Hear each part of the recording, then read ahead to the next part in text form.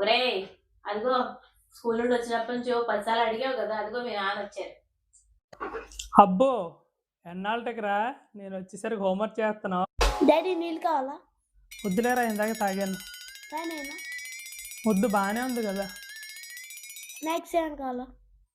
ఒరే, ఇన్ని క్వశ్చన్లు అడుగుతున్నావు ప్రేమగా ఈరోజు. ఇంతకీ నీకేటి కావాలరా?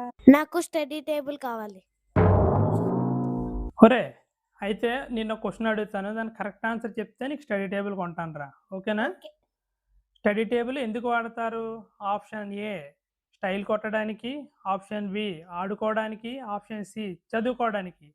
చదువుకోవడానికి. అయితే నీకు రేపు స్టడీ టేబుల్ నైట్ కల్లా కొంటాను, ఓకే కదా? డాడీ నేను వచ్చేసా. నేను కూడా చేసేసా. చేశారా? అదే తెచ్చేసా. డాడీకి ఇదేంటి? నేను రాత్రి అడిగావు కదరా స్టడీ టేబుల్ కావాలని. ఇదిగో చూడు ఎంత కష్టపడి చేయించానో తెలుసా? Study table. ఇదిగో బుక్ పెట్టుకొని చదువుకోవడం పనికొస్తుంది. స్టడీ టేబులే కదా.